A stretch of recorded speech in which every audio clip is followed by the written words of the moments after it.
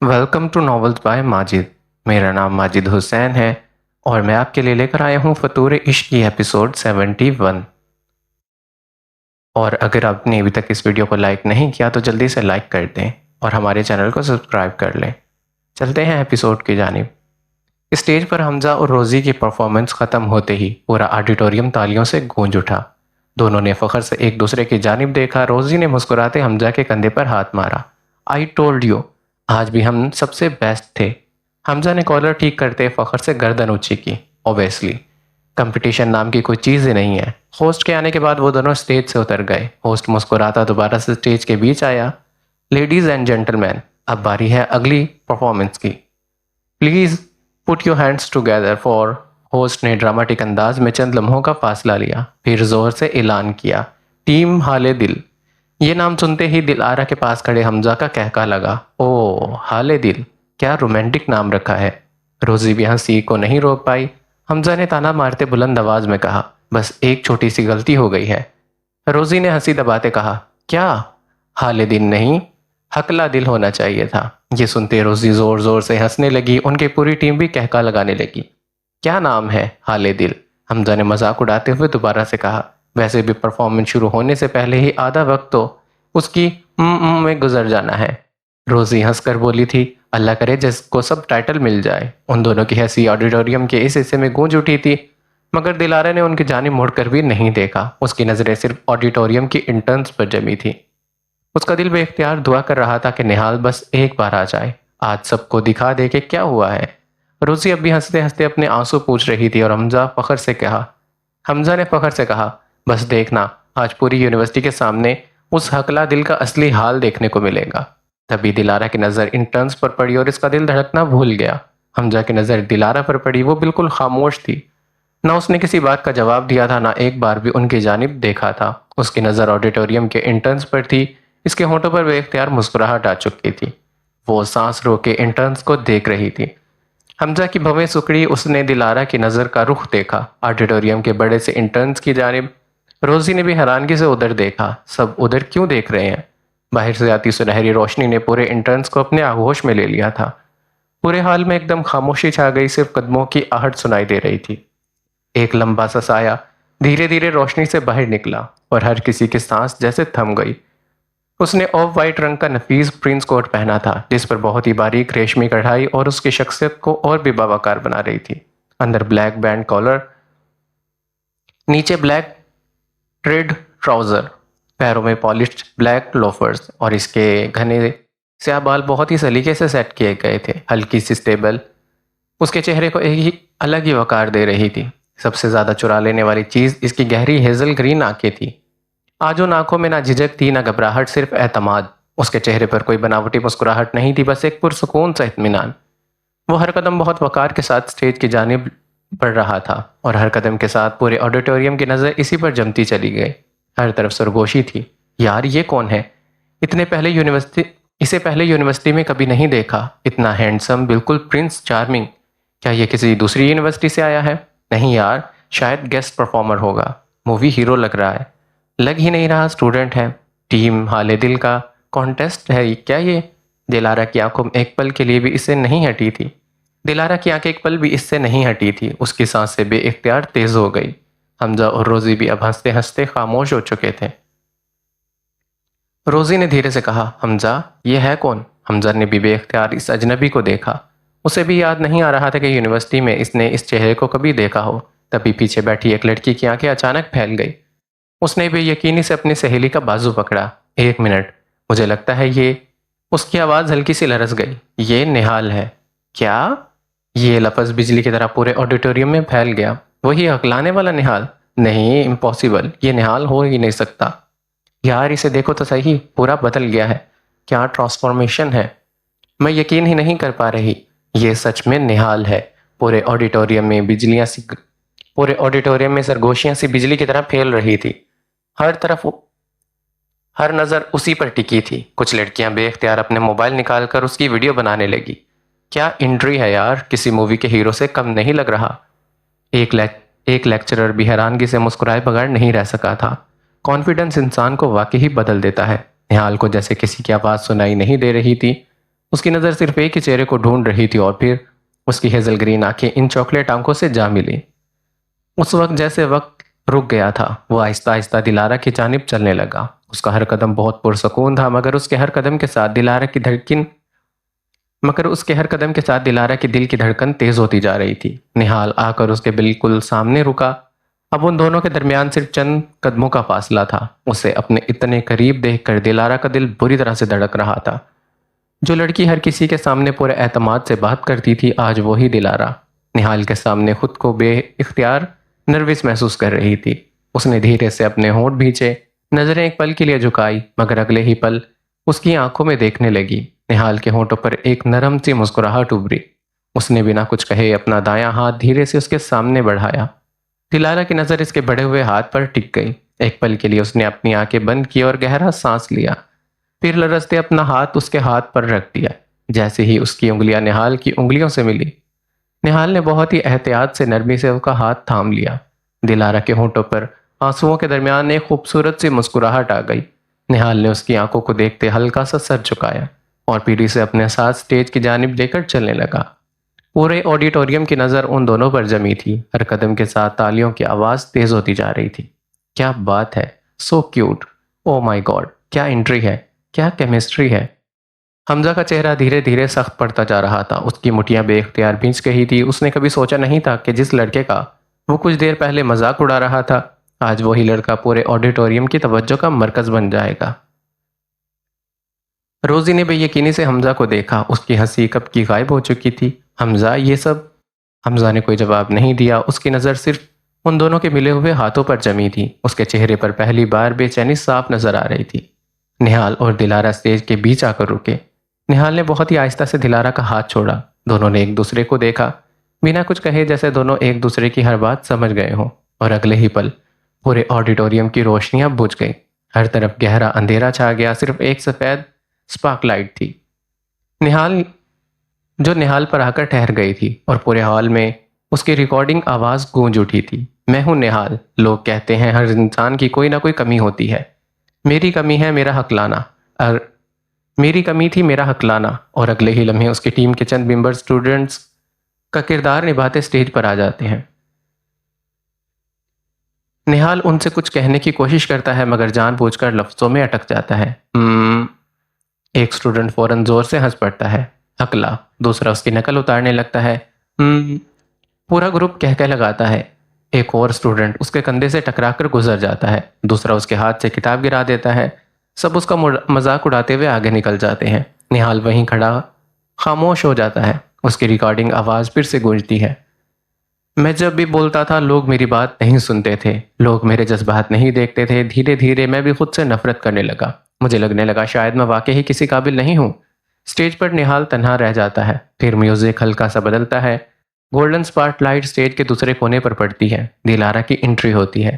پورا آڈیٹوریم اسے دیکھنے لگتا ہے۔ نہال دھیرے دھیرے اس کی جانب دیکھتا ہے۔ ریکارڈنگ آواز دوبارہ گونجتی ہے۔ پھر میری زندگی میں ایک پری آئی۔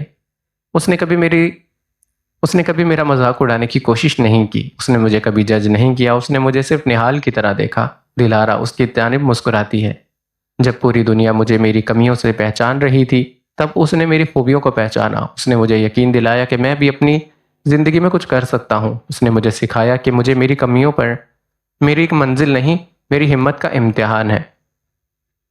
اس نے مجھے سمجھایا کہ میری کمیاں میری منزل نہیں، میری ہمت کا امتحان ہے۔ اس نے کہا کہ اگر دنیا تمہاری آواز نہیں سنتی تو اپنے کام سے دنیا کو مجبور کر دو کہ وہ تمہاری جانب دیکھے۔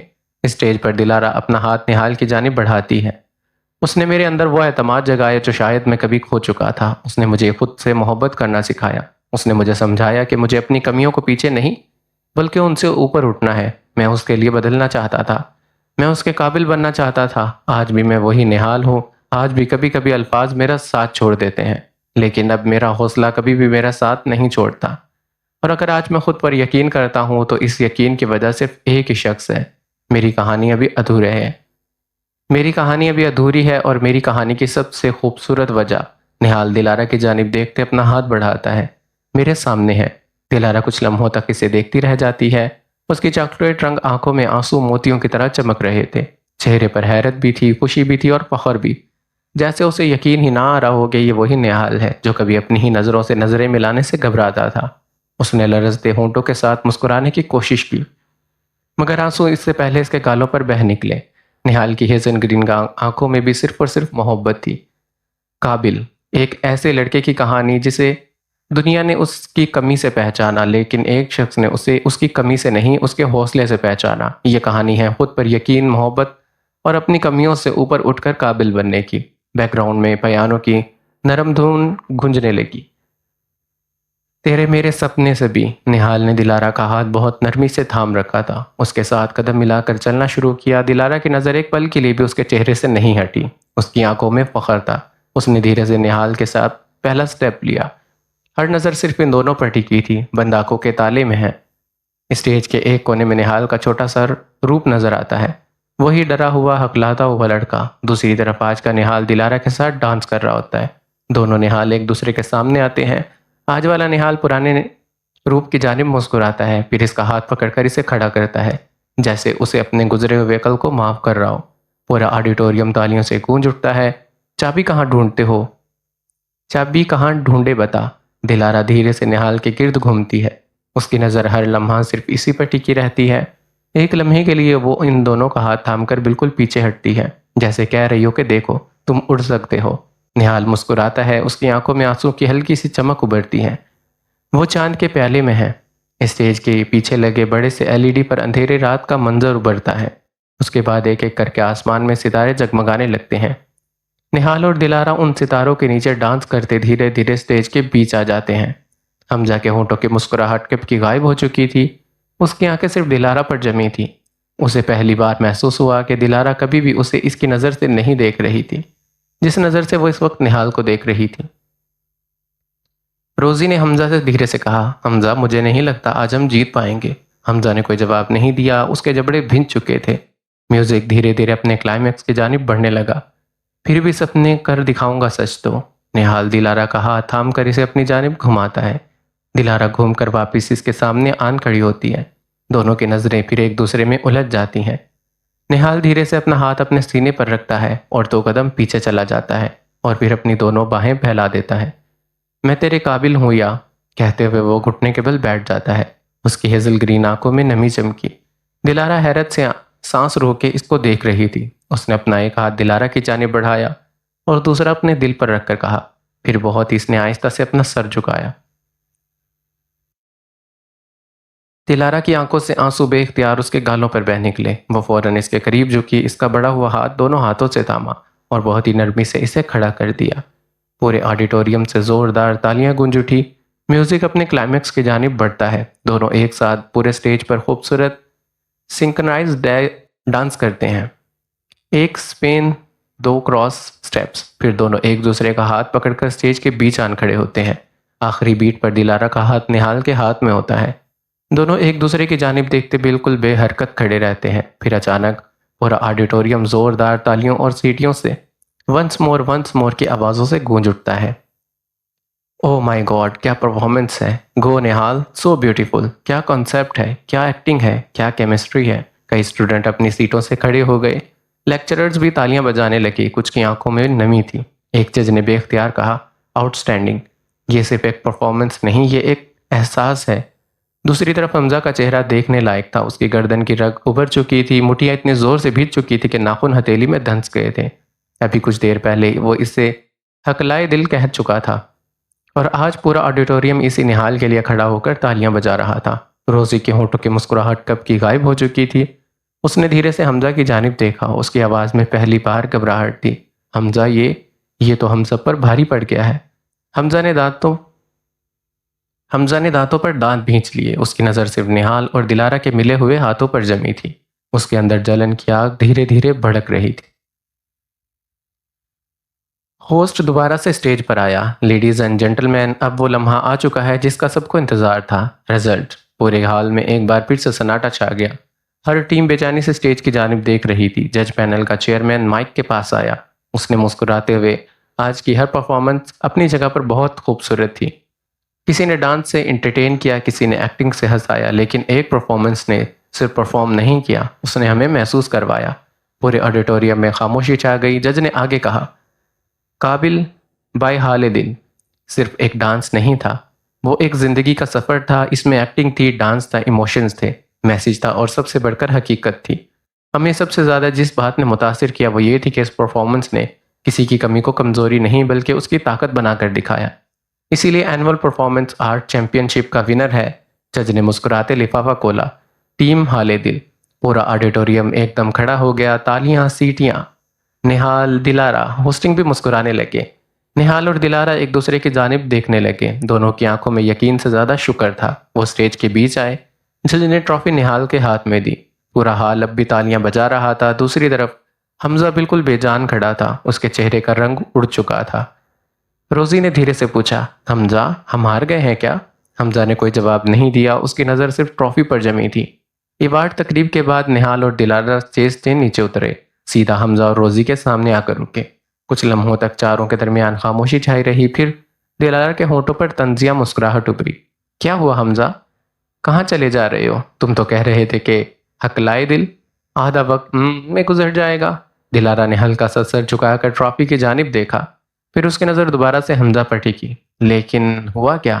جس آواز کا تم مذاق اڑا رہے تھے، آج اسی آواز نے پورے آڈیٹوریم کو کھڑا ہو کر تالیاں بجانے پر مصروف کر دیا، اور تم بس کھڑے دیکھتے رہ گئے۔ حمزہ نے دانتوں پر دانت جمائے۔ دلارا ایک قدم اور آگے بڑھی۔ ایک کہاوت سنی ہے، بھونکنے والے کتے کاٹتے نہیں ہیں، ہمیشہ دوسروں پر بھونکنے والے اکثر اسی وقت دم دبا کر کھڑے ہو جاتے ہیں جب جواب کا وقت آتا ہے۔ آس پاس کھڑے اسٹوڈنٹ کی دبی دبی ہنسی نکل گئی۔ دلارا نے روزی کو دیکھا، اور تم مس میک اپ کی دکان، تمہیں تو سب ٹائٹل کی فکر تھی نا؟ اللہ کا شکر ہے کہ ججز بہرے نہیں تھے، انہوں نے لفظ نہیں دل کی آواز سنی۔ روزی کا چہرہ شرم اور غصے سے سرخ ہو گیا۔ ویسے ٹیم کا نام فینکس رکھ لینے سے کوئی فینکس نہیں بن جاتا۔ حمزہ کی بھویں تن گئی۔ دلارا نے ٹرافی کو دیکھا، پھر دوبارہ اس کی جانب دیکھا۔ فینکس کی پہچان اس کے نام سے نہیں ہوتی، بلکہ ہر بار گر کر دوبارہ اٹھنے سے ہوتی ہے۔ تم لوگ کب اٹھے؟ تم تو کبھی زمین پر اترے ہی نہیں، صرف ہوا میں ہی اڑتے رہے اپنی جھوٹی تعریفوں کے سہارے۔ روزی نے غصے سے کہا، بس بھی کرو۔ دلارا اس کی جانب مڑ کر مسکرائی تھی۔ میں تو بس اتنا کہہ رہی ہوں کہ راکھ سے اٹھنے والا فینکس اور غرور میں جل کر راکھ ہو جانے والا انسان، دونوں میں بہت فرق ہوتا ہے۔ تمہاری ٹیم فینکس بہت اچھا نام ہے، لیکن افسوس آج اڑنا تو دور کی بات ہے، تمہاری اڑان ٹیک آف سے پہلے ہی کینسل ہو گئی۔ پورا ماحول ہنسی سے گونج اٹھا۔ حمزہ نے غصے سے کہا، بس۔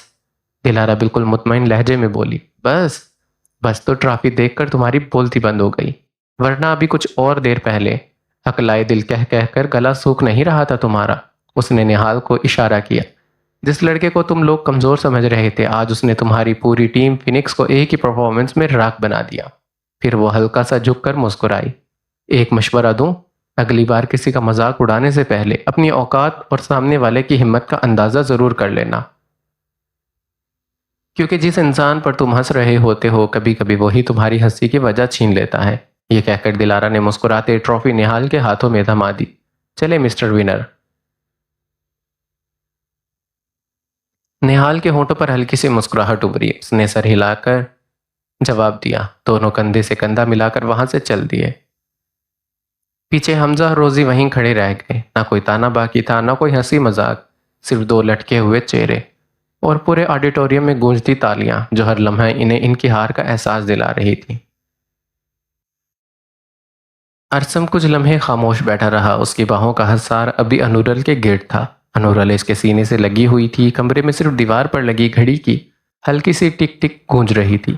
ارسم نے دھیرے سے اس کے ماتھے پر اپنے ہونٹوں کا نرم بوسہ دیا، پھر اس کی انگلیاں انورل کے بالوں میں الجھ گئی۔ اس نے گہری سانس لی، پھر دھیرے دھیرے اسے سب کچھ بتاتا چلا گیا۔ کبھی اس کی آواز بھر جاتی، کبھی وہ خاموش ہو جاتا، اور کبھی اس کی آنکھوں کے سائے اور کبھی اس کی آنکھوں میں سالوں پرانا درد صاف نظر آتا۔ انورل بس خاموشی سے اس کو سنتی رہی۔ اس کے ماضی کے سننے کے بعد اسے محسوس ہو رہا تھا کہ ہر زخم کے پیچھے ایک اپنا بچھڑا ہوا ہے، اور ہر غصے کے پیچھے ایک بے بس انسان کی چیخیں ہیں۔ ارسم کی آواز ایک بار پھر سے بھر آئی۔ وہ بات کرتے کرتے خاموش ہو گیا۔ اس نے نظریں جھکائی، جیسے سالوں بعد اتنا کچھ کہہ دینے کے بعد اس کے پاس الفاظ ختم ہو گئے ہوں۔ یہ دیکھتے انورل کا دل ٹوٹ گیا۔ وہ ایک پل بھی نہ رہ سکی، اور اس نے فوراً سے دونوں باہوں سے ارسم کو مضبوطی سے اپنی آغوش میں بھر لیا، اتنی مضبوطی سے جیسے وہ اس کے سالوں پرانے درد کو اپنی باہوں میں سمیٹ لینا چاہتی ہو۔ ارسم تلخی سے ہنسا۔ اس ہنسی میں خوشی کا نام و نشان بھی نہیں تھا، بس سالوں کی تکن اور بے حساب درد۔ اس نے دھیرے سے سر جھکا کر کہا، اور پھر کل مجھے رئیس کا فون آیا، میں آفتاب چچا کے گھر چلا گیا۔ اس کی آنکھوں میں کل کا وہ منظر پھر سے زندہ ہونے لگا۔ وہاں جو کچھ ہوا شاید اس کے لیے میں بالکل تیار نہیں تھا۔ یہ کہہ کر ارسم کچھ لمحے کے لیے خاموش ہوا۔ اس کی مٹھیاں بے اختیار بھینچ گئی۔ انورل نے اس کا ہاتھ اور مضبوطی سے تھام لیا۔ پھر کیا ہوا؟ اس نے بہت ہی دھیمی آواز میں پوچھا۔ ارسم نے آنکھیں بند کرتے ایک گہری سانس لی، پھر دھیرے سے کہنا شروع ہوا، جیسے ہی میں اس کے گھر کے اندر داخل ہوا۔ آفتاب علی کے گھر کا ڈرائنگ روم ہمیشہ کی طرح پرسکون تھا۔ بیچ میں رکھی سینٹر ٹیبل پر چائے کا کپ پڑا تھا۔ آفتاب علی اور رئیس سکندر آرام سے صوفے پر بیٹھے کسی بات میں مصروف تھے۔ تبھی دروازہ کھلا، دونوں کی نظریں کہ ایک ساتھ اس کی جانب اٹھی۔ ارسم دھیرے دھیرے اندر آیا۔ بلیک شرٹ کے سینے پر خون کا بڑا سا داغ صاف نظر آ رہا تھا۔ چوری کا زخم ابھی پوری طرح سے بند نہیں ہوا تھا۔ ہر قدم اس کے سینے میں درد کی ایک نئی لہر اٹھا رہا تھا، مگر اس کا چہرے پر درد کا ایک بھی اثر نہیں تھا۔ رئیس کی نظر ارسم پر پڑی۔ اس نے سر سے پاؤں تک اس کا جائزہ لیا، پھر اس کی نظر اس کے خون سے رنگتے سینے پر آن ٹھہری۔ اس کے ہونٹوں پر دھیرے دھیرے ایک مسکراہٹ ابھری۔ آئیے مسٹر ارسم۔ اس نے سامنے رکھے صوفے کی جانب اشارہ کیا۔ بیٹھیے۔ ارسم نے اس صوفے کو دیکھا تک نہیں، وہ وہیں کھڑا رہا۔ میرے پاس وقت کم ہے، جو بات کرنی ہے سیدھی کرو۔ رئیس نے ہلکی سی ہنسی دبائی۔ اتنی بھی کیا جلدی ہے؟ اس نے دوبارہ ارسم کے زخم کو دیکھا، پھر مسکراتے ہوئے کہا، ویسے ہی یہ زخم دیکھ کر لگتا ہے میری شیرنی نے اچھی خاطرداری کی ہے۔ یہ الفاظ سننے کے بعد ارسم کی آنکھوں کا رنگ بدل گیا۔ اس کی نظریں برف کی طرح ٹھنڈی ہو گئی۔ اپنی زبان سنبھال کر رئیس نے دونوں ہاتھ بے پرواہی سے اٹھا دیے۔ ارے غصہ کیوں ہو رہے ہو؟ میں نے اس کا نام تو نہیں لیا نا؟ پھر اس نے طنزیہ مسکراہٹ کے ساتھ کہا، مگر تم فوراً سمجھ گئے، مطلب تم بھی مانتے ہو کہ میری شیرنی صرف ایک ہی ہے۔ ڈرائنگ روم کا ماحول ایک دم سرد ہو گیا۔ آفتاب علی نے بے چینی سے دونوں کی جانب دیکھا۔ ارسم ایک قدم آگے بڑھا۔ شیرنی پر حق وہ جتاتا ہے جسے وہ اپنے قریب آنے دے، تم جیسے گدھے کو وہ اپنے سائے کے قریب بھی پٹکنے نہیں دے گی۔ رئیس ہلکا سا مسکرایا۔ پٹکنے دے گی؟ ارسم، وہ خود میرے پاس آئے گی۔ ارسم کے چہرے کا ایک بھی اثر نہیں بدلا۔ اس نے صرف اتنا کہا، خواب دیکھنے پر کوئی پابندی نہیں ہے۔ رئیس ہنس پڑا تھا۔ میں خواب نہیں دیکھتا، میں انتظار کرتا ہوں، اور وقت میرے لیے کام کرتا ہے۔ ارسم نے پرسکون لہجے میں جواب دیا، وقت ہر کسی کا آتا ہے، کسی کا حساب لینے اور کسی کا دینے۔ رئیس کی مسکراہٹ اور گہری ہو گئی۔ ہاں بالکل، اسی لیے ایک دن تم خود انورل کا ہاتھ پکڑ کر میرے حوالے کرو گے۔ ارسم نے بغیر لہجہ بدلے اس کی آنکھوں میں دیکھا۔ اس دن کا انتظار کرتے کرتے تمہارے بال سفید ہو جائیں گے۔ رئیس ہلکا سا ہنسا تھا۔ یہی بات ہر شطرنج کا مہرہ کہتا ہے، جب تک اسے چیک میٹ نظر نہیں آتا۔ ارسم نے بہت ہی پرسکون انداز میں کہا، میں مہرہ نہیں ہوں، اس لیے کسی کی چال سے نہیں چلتا۔ رئیس دھیرے دھیرے اس کے قریب آیا۔ پھر بھی تم چلو گے؟ ارسم نے ایک بھی پل گنوائے بغیر جواب دیا۔ میں اپنی مرضی سے جیتا ہوں، مجبوری میں نہیں۔ رئیس کی آنکھوں میں عجیب سی چمک ابھری۔ یہ بھرم بھی بہت جلدی ٹوٹ جائے گا، میں تمہیں مجبور کر دوں گا۔ ارسم نے سرد مسکراہٹ کے ساتھ پوچھا، کس بات پر؟ رئیس نے سیدھا اس کی آنکھوں میں دیکھتے کہا، اس جواب کے لیے ہی تمہیں یہاں بلایا ہے ارسم۔ ایک جادوگر کی کہانی سنو گے؟ ارسم نے بیزارگی سے کہا، مجھے کہانیوں میں کوئی دلچسپی نہیں ہے۔ رئیس نے اس کی بات انسنی کر دی۔ ایک مشہور جادوگر تھا، ہر شو میں وہ ایک حسین سی معصوم چڑیا کو پنجرے میں بند کرتا، پھر پورے آڈیٹوریم کے سامنے صرف ایک کپڑا اس پنجرے پر ڈالتا، ایک چٹکی بجاتا اور جب کپڑا ہٹاتا تو پنجرا خالی ہو جاتا، چڑیا غائب۔ پورا آڈیٹوریم حیران رہ جاتا، لوگ تالیاں بجاتے، سب کہتے، واہ، چڑیا غائب ہو گئی ہے۔ رئیس نے دھیرے سے سر ہلایا، مگر اصل جادو غائب کرنے میں نہیں تھا، جادو تو نظر کے دھوکے میں ہوتا ہے، لوگوں کو یقین دلانے میں کہ چڑیا واقعی غائب ہو چکی ہے۔ حقیقت میں وہ چڑیا کبھی غائب ہوتی ہی نہیں، بس جادوگر اسے سب کی نظروں سے چھپا دیتا ہے۔ رئیس نے اپنی بات ختم کی، پھر دھیرے دھیرے اپنا رخ آفتاب علی کی جانب کیا۔ اس کے ہونٹوں پر ایک زہریلی مسکراہٹ ابھری۔ کیا خیال ہے آفتاب چچا، جادو خوبصورت تھا یا دھوکہ تھا؟ ڈرائنگ روم میں ایک دم سے خاموشی چھا گئی۔ آفتاب کا چہرہ سفید پڑ گیا۔ ارسم نے حیرانگی سے دونوں کو دیکھا۔ تم کہنا کیا چاہتے ہو؟ رئیس نے آفتاب علی کی آنکھوں میں دیکھتے کہا، مجھے لگتا ہے کہانی کا اگلا حصہ جادوگر کو خود سنانا چاہیے، یا پھر میں سنا دوں۔ آفتاب علی کی پلکیں لرز گئی۔ اس کے ہونٹوں نے کچھ کہنا چاہا مگر الفاظ گلے میں ہی اٹک گئے۔ رئیس کی آواز پھر گونجی، کیا ہوا آفتاب چچا؟ جادوگر کی طرح آج بھی صرف تماشا دیکھتے رہیں گے یا سچ بتائیں گے؟ آفتاب علی نے لرزتے ہاتھوں سے اپنا چہرہ ڈھانپ لیا۔ بس رئیس بس۔ رئیس کی مسکراہٹ اور گہری ہو گئی۔ میں تو بس کہانی سنا رہا ہوں، سچ تو ابھی باقی ہے۔ آفتاب کی آنکھوں سے آنسو ٹپک پڑے۔ انہوں نے بہت ہی دھیرے سے ارسم کو دیکھا۔ بیٹا مجھے معاف کر دینا۔ ارسم کی بھویں سکڑ گئی۔ چچا یہ سب کیا ہو رہا ہے؟ آفتاب علی نے گہری سانس لی۔ ان کی آواز بوجھل تھی۔ بیٹا جو کچھ میں تمہیں بتانے جا رہا ہوں شاید اس کے بعد تم مجھے کبھی معاف نہیں کر سکو۔ ارسم کی بھویں سکڑ گئی۔ سیدھی بات کہیے چچا۔ آفتاب علی نے گہرا سانس لیا۔ جب عدنان سکندر نے مجھے دھمکی دی تھی میں اس وقت سے ہر لمحہ یاسمین کے لیے ڈرا ہوا تھا۔ مجھے یقین تھا کہ اگر کسی نے میری بیٹی کو نقصان پہنچانا ہوا تو وہ سیدھا اس پر وار کرے گا، اسی لیے میں اس کی واچ میں ایک ایمرجنسی ٹریکر لگوا دیا تھا، ایسے ٹریکر جو اس کی جان کو ذرا سا بھی خطرہ محسوس ہوتے ہی میرے فون پر فوراً سے الرٹ بھیج دیتا۔ ان کی آواز بھر آئی۔ اس دن میرے فون پر وہی ایمرجنسی الرٹ آیا۔ لوکیشن دیکھتے ہی میرے پیروں تلے سے زمین نکل گئی۔ ایک ویران گھر قبرستان کے پاس، شہر کے باہر میں اپنا ہر لمحہ گوائے گاڑی لے کر وہاں دوڑا۔ بس مجھے اتنا یاد ہے کہ اس پورے سفر میں صرف دعا کر رہا تھا، یا اللہ میری بیٹی کو محفوظ رکھنا۔ انہوں نے آنسو پوچھے۔ جب میں وہاں پہنچا تو میں نے دیکھا کہ گھر کے باہر رئیس کھڑا تھا، اس کے ساتھ اس کا آدمی بھی تھا۔ وہ دونوں جلدی جلدی وہاں سے نکل رہے تھے۔ میں نے خود کو چھپا لیا، میں اس وقت اکیلا تھا۔ اگر میں سامنے آ جاتا تو شاید میں بھی زندہ واپس نہیں آتا۔ میں چپ کر کے اس کے چلے جانے کا انتظار کرتا رہا۔ جیسے ہی گاڑی نظروں سے اوجھل ہوئی میں بھاگتا ہوا اندر داخل ہوا۔ اس کی آواز لرز گئی۔ ہر طرف دھواں تھا، ٹوٹا ہوا سامان، خون۔ میں دیوانوں کی طرح اپنی بیٹی کو ڈھونڈتا پھر رہا تھا۔ پھر میری نظر ایک کونے پر پڑی۔ میری بیٹی زمین پر بے ہوش پڑی تھی۔ اس کے کپڑے خون سے تر تھے۔ اس کے سر پر گہری چوٹ لگی تھی۔ اس کی نبض بہت ہی کمزور چل رہی تھی۔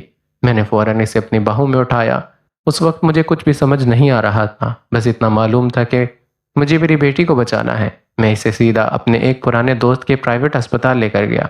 وہ صرف میرا دوست نہیں تھا بلکہ ملک کے بہترین نیورو سرجنز میں سے ایک تھا۔ اس نے فوراً سے آپریشن شروع کر دیا۔ میں آپریشن تھیٹر کے باہر بیٹھا تھا، ہر گزرتے سیکنڈ کے ساتھ ٹوٹ رہا تھا۔ کئی گھنٹوں کے بعد ڈاکٹر باہر آیا اور اس نے کہا، آفتاب تمہاری بیٹی زندہ ہے۔ اسے ایک جملے نے میری پوری دنیا مجھے واپس لوٹا دی، لیکن اس کے بعد اس نے جو کچھ کہا اس نے میری روح ہلا دی۔ اس کے دماغ پر بہت گہری چوٹ لگی ہے، وہ کوما میں چلی گئی ہے۔ کب ہوش میں آئے گی یا کبھی آئے گی بھی یا نہیں، میں کچھ نہیں کہہ سکتا۔ آفتاب علی کی آواز ٹوٹ گئی۔ میں نے اس وقت اللہ کا شکر ادا کیا اور رو بھی پڑا، لیکن اسی لمحے میرے ذہن میں ایک اور خوف پیدا ہوا۔ اگر رئیس کو پتہ چل گیا کہ یاسمین زندہ ہے تو وہ دوبارہ اس تک ضرور پہنچے گا۔ اس بار شاید وہ اپنا کام بھی ادھورا نہیں چھوڑے گا۔ میں نے اسی وقت فیصلہ کیا، میں اپنی بیٹی کو دنیا کی نظر سے غائب کر دوں گا۔ میں نے اپنے انفلوئنس، اپنی پاور اور اپنے پرانے کانٹیکٹ استعمال کیے اور اسی رات مردہ خانے سے ایک بے جان لاش کا انتظام کروایا۔ اس لڑکی کی عمر بھی یاسمین کے قریب قریب ہی تھی۔ اس کا اس دنیا میں کوئی نہیں تھا۔ پھر میں نے ایک اور گناہ کیا، میں نے اس بے وارث لڑکی کی لاش کو اس ویران مکان میں یاسمین کی جگہ رکھوا دیا تاکہ جب پولیس وہاں پہنچے تو انہیں لگے کہ جلنے اور زخموں کی وجہ سے پہچان مشکل ہو گئی ہے۔ صرف اتنا ہی نہیں، میں نے یاسمین کا پرس، اس کا موبائل، اس کی واچ اور اس کی دوسری ذاتی چیزیں بھی وہاں رکھوا دی تاکہ کسی کو ایک پل کے لیے بھی شک نہ ہو۔ اور اس کے بعد میں خود پولیس کے سامنے اس لاش کی پہچان کرنے گیا۔ میں نے کہا، یہ میری بیٹی یاسمین ہے۔ آفتاب علی کی آواز بھر آ گئی۔ میں اس لاش سے لپٹ کر رویا، چیخا اور اپنی بیٹی کا جنازہ پڑھنے والے باپ کا کردار ادا کرتا رہا۔ ایک پل کے لیے بھی کسی کو شک نہیں ہوا کہ اصل یاسمین اب بھی زندہ ہے۔ اس کے بعد ہسپتال کے ریکارڈز، پولیس کی فائلیں، رپورٹ اور پوسٹ مارٹم اور پہچان سے متعلق ہر کاغذ بدلوا دیا۔ میں نے ہر ریکارڈ بدلوا دیا، ہر جگہ میری بیٹی کی جگہ اس بے سہارا لڑکی کی پہچان لکھوا دی۔ دنیا نے سمجھا یاسمین مر چکی ہے، اس کا نماز جنازہ پڑھایا گیا ہے، اس کے لیے آنسو بہائے گئے ہیں، لیکن میری بیٹی اسی ہسپتال کے ایک خفیہ کمرے میں زندہ سانس لے رہی تھی۔ صرف دو لوگ یہ سچ جانتے تھے، میں اور ڈاکٹر دوست۔ اس دن میں نے صرف دنیا سے جھوٹ نہیں بولا، میں نے تم سے جھوٹ بولا، میں نے اپنے ضمیر سے جھوٹ بولا، میں نے قانون سے جھوٹ بولا۔ مجھے لگا تھا جب یاسمین ہوش میں آ جائے گی تب میں سب کچھ ٹھیک کر دوں گا، لیکن ایک دن، ایک ہفتہ، مہینہ اور پھر سال، اور دیکھتے ہی دیکھتے میری بیٹی کو کوما میں 4 سال گزر گئے۔ ہر گزرتے دن کے ساتھ میرا گناہ اور بھاری ہوتا گیا۔ میں ہر روز اللہ سے معافی مانگتا مگر تم سب کی آنکھوں میں دیکھنے کی ہمت کبھی نہیں کر سکا۔ آفتاب کی آواز بوجھل ہوتی چلی گئی۔ اس دن کے بعد میں ہر روز زندہ تھا مگر اندر سے مر چکا تھا۔ میں نے اپنی کرسی، اپنا عہدہ، سب کچھ چھوڑ دیا۔ میں نے خود اپنا استعفیٰ دے دیا۔ میں قانون کا نگہبان تھا مگر اپنی ہی زندگی میں سچ کو چھپاتا پھر رہا تھا۔ مجھے اس کرسی پر بیٹھنے کا کوئی حق محسوس نہیں ہو رہا تھا۔ میں سب سے دور چلا گیا، نہ کسی سے ملتا تھا، نہ کسی سے بات کرتا تھا۔ میں نے شہر سے دور اپنا ایک فارم ہاؤس بنایا، اسے پوری طرح سے پرائیویٹ آئی سی یو میں تبدیل کروا دیا۔ وینٹیلیٹر، مانیٹرنگ مشین، دوائیاں، ہر ضروری میڈیکل ایکوپمنٹ۔ میرے اسی ڈاکٹر دوست نے اپنے بھروسے مند 2 نرسوں کا انتظام کیا۔ وہ لوگ صرف اتنا جانتے تھے کہ وہ ایک خاص مریض کا علاج کر رہے ہیں۔ ہر روز اس کے کمرے میں کچھ دیر بیٹھتا، اس سے باتیں کرتا جیسے وہ مجھے سن رہی ہو۔ ہر بار اس کے ماتھے کو چوم کر صرف ایک بات کہتا، بیٹا ایک بار آنکھیں کھول دو، میں سب ٹھیک کر دوں گا۔ لیکن 4 سال گزر گئے اور میری بیٹی نے ایک بار بھی آنکھیں نہیں کھولی۔ انہوں نے آنسو پونچھے۔ پھر ایک دن مجھے خبر ملی کہ تم جیل سے رہا ہو گئے ہو۔ اس لمحے مجھے یقین ہو گیا کہ تم ایک نہ ایک دن مجھے ضرور ڈھونڈ لو گے۔ میں چاہتا تو تم سے بھی پھر بھی سچ چھپا سکتا تھا، لیکن میں اپنے گناہوں کا بوجھ اور نہیں اٹھا سکتا تھا۔ میں تمہاری مدد کرنا چاہتا تھا، صرف اس لیے نہیں کہ میں اپنا گناہ ہلکا کر سکوں، بلکہ اس لیے بھی کہ میں اپنی بیٹی کا ادھورا خواب پورا کر سکوں۔ یاسمین ہمیشہ کہتی تھی کہ اس ملک کو ہمیشہ رہنماؤں کی ضرورت ہے جو کرسی کے لیے نہیں، لوگوں کے لیے سیاست کریں۔ جب تم میرے پاس آئے اور تم نے وہی بات کہی تو میں نے بنا ایک لمحہ سوچے تمہاری اس درخواست پر سیاسی پارٹی قائم کر دی۔ میں چاہتا تھا کہ تمہارے ذریعے میری بیٹی کا خواب زندہ رہے، اور شاید اللہ میری اس کوشش کو دیکھ کر میرے کچھ گناہ بھی معاف کر دے۔ آفتاب نے لرزتی نظروں سے ارسم کو دیکھا۔ انہوں نے دونوں ہاتھ جوڑ لیے۔ بس یہی سچ ہے بیٹا، میں گناہ گار ہوں۔ میں نے تم سے جھوٹ بولا، میں نے پوری دنیا سے جھوٹ بولا، لیکن اللہ گواہ ہے کہ میں نے یہ سب صرف اپنی بیٹی کو بچانے کے لیے کیا۔ ان کی آنکھوں سے لگاتار آنسو بہہ رہے تھے۔ مجھے لگا جب یاسمین ہوش میں آ جائے گی تب سب سے پہلے تمہارے پاس آؤں گا، میں خود تمہارے قدموں میں گر کے معافی مانگوں گا۔ لیکن وہ دن کبھی آیا ہی نہیں۔ میں ہر روز اس کے ہوش میں آنے کا انتظار کرتا رہا۔ ایک بار یقین کر لو کہ میں نے تمہارے ساتھ دشمنی نہیں کی، میں صرف اپنی بیٹی کو کھونا نہیں چاہتا تھا۔ معاف کر دو بیٹا، میں بہت تھک گیا ہوں۔ اس بوجھ کو 4 سال سے اپنے سینے میں دبائے پھر رہا ہوں، اور اب ہمت نہیں بچی۔ اور ڈرائنگ روم میں گہری خاموشی چھا گئی۔ ارسم بالکل بے حرکت کھڑا رہا۔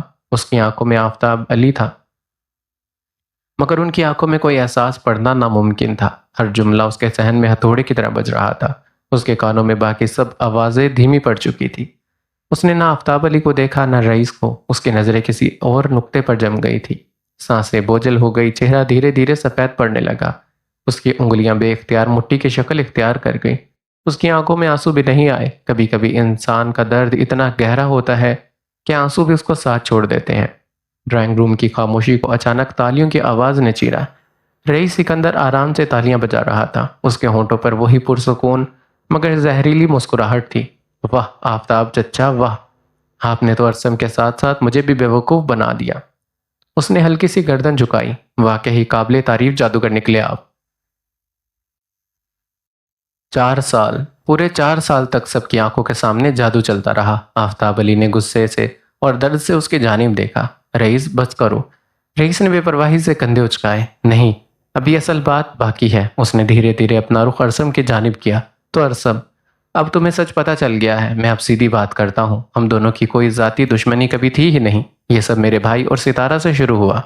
اس نے انگلیوں پر گرنا شروع کیا۔ تمہارے گھر سے 2 لاشیں، ستارہ اور آغا جان۔ پھر اپنی جانب اشارہ کیا۔ میرے بھی گھر سے 2 لاشیں، رزائل اور میری ماں۔ اس نے ہلکی سی مسکراہٹ کے ساتھ کہا، 50-50 حساب برابر۔ اس کے بعد تم نے یہ سمجھا کہ یاسمین کا قتل میں نے کروایا اور تمہیں جیل بھی میں نے بھجوایا بدلہ لینے کے لیے۔ تم نے میری سب سے بڑی کمزوری کو چھین لیا، میری محبت، میری انورل، اور پھر میرے سامنے سیاسی پارٹی کھڑی کر دی۔ رئیس نے دھیرے سے سر جھکایا۔ مگر اب سوچو کہ یاسمین زندہ نکلی، میں نے اسے مارا ہی نہیں۔ میں نے تمہیں جیل نہیں بھیجا۔ یہ 4 سال تمہاری برباد زندگی، تمہاری بدنام شہرت، تمہارا سب کچھ۔ اس نے دھیرے سے آفتاب علی کی جانب اشارہ کیا۔ اس کے ایک جھوٹ کی وجہ سے تھا۔ اگر اس دن آفتاب تمہیں سچ بتا دیتا کہ یاسمین زندہ ہے تو تم کبھی جیل جاتے ہی نہ۔ تمہاری زندگی کے 4 سال برباد نہیں ہوتے، تمہاری بدنامی نہیں ہوتی، اور اگر پھپھا جان تمہارے ہاتھ نہیں پکڑتے تو شاید تم آج بھی جیل کی سلاخوں کے پیچھے ہوتے۔ رئیس نے ارسم کی آنکھوں میں دیکھتے پوچھا، اب بتاؤ کہ تمہارا اصل دشمن کون ہوا، میں یا یہ آفتاب علی؟ ڈرائنگ روم پھر سے خاموش ہو گیا۔ رئیس کے ہونٹوں پر دھیمی سی مسکراہٹ ابھری۔ مجھے دشمنی ختم کرنی آتی ہے، اس نے بہت ہی پرسکون لہجے میں کہا۔ اس کے لیے ایک آفر لے کر آیا ہوں، یاسمین اس وقت میرے پاس ہے۔ یہ سنتے آفتاب علی کی آنکھیں پھٹ گئیں۔ رئیس نے اس کی جانب دیکھے بغیر بات جاری رکھی۔ ہاں فی الحال وہ زندہ ہے۔ آفتاب علی بے اختیار چیخ اٹھے۔ رئیس خدا کے لیے میری بیٹی کو کچھ مت کرنا۔ رئیس نے ان کی جانب دیکھا۔ صرف 7 سال کے بعد ہوش میں آ سکتی ہے، وہ صرف 7 دن کے بعد ہوش میں آ سکتی ہے۔ اس کا علاج دنیا کے اسپیشلسٹ کر رہے ہیں۔ ڈاکٹرز نے امید دی ہے کہ اگر اس کا علاج نہیں رکا تو وہ صرف 7 دن اور آپ کی بیٹی آنکھیں کھول دے گی۔ آفتاب علی روتے ہوئے رئیس کے قریب گئے۔ میں تمہارے ہاتھ جوڑتا ہوں، اس کا علاج مت روکنا، خدا کے لیے۔ رئیس نے آہستہ سے اس کے جوڑے ہوئے ہاتھ ہٹا دیے۔ پھر اس نے دوبارہ سے ارسم کو دیکھا۔ بس یہیں سے تمہارا امتحان شروع ہوتا ہے۔ اگر تم انورل کو میرے حوالے کر دو تو 7 دن کے بعد یاسمین ہوش میں آ جائے گی۔ تم اسے لے جانا، اس سے شادی کر لینا، کہیں دور نئی زندگی شروع کر دینا۔ مجھے تم سے کوئی لینا دینا نہیں رہے گا، لیکن اگر تم نے انکار کیا، رئیس کی آواز ایک دم سے سرد ہو گئی، تو میں اس کا علاج ایک لمحے میں رکوا دوں گا۔ وینٹیلیٹر نہیں، دوا نہیں، کوئی اسپیشلسٹ نہیں، پھر یاسمین کبھی آنکھیں نہیں کھولے گی۔ آفتاب علی زور زور سے روتے ارسم کے قدموں کے پاس آ گئے۔ بیٹا پلیز میری بیٹی کو بچا لو۔ رئیس نے اپنی گھڑی دیکھی، پھر مسکرایا۔ تمہارے پاس صرف 7 دن ہے ارسم، صرف 7 دن۔ ایک طرف یاسمین، دوسری طرف انورل، ایک کو بچانا ہے تو دوسرے کو کھونا پڑے گا۔ اس نے دھیرے سے دروازے کی جانب قدم بڑھائے اور جاتے جاتے رک کر پیچھے مڑا۔ میں انتظار کروں گا تمہارے فیصلے کا، یہ کہہ کر رئیس مسکراتا ڈرائنگ روم سے باہر نکل گیا، اور اس کے جاتے ہی پورے گھر پر موت جیسی خاموشی اتر آئی۔ یہ سب سنتے ہی انورل کرنٹ کھا کر اس سے دور ہوئی۔ اس کی سانسیں بے اختیار تیزی سے چلنے لگی۔ بے یقینی سے اس نے ارسم کی جانب دیکھا۔ اس کی آنکھیں پھیل چکی تھی۔ مطلب تمہارے سامنے بھی یہی سوال رکھا گیا تھا، یاسمین یا میں؟ یہاں پر یہ ایپیسوڈ ختم ہوتی ہے۔ اگر آپ کو ایپیسوڈ اچھی لگی تو ویڈیو کو لائک کر دینا، ہمارے چینل کو سبسکرائب کر دینا۔ ملتے ہیں نیکسٹ ایپیسوڈ میں، اپنا خیال رکھیے گا۔ اللہ حافظ۔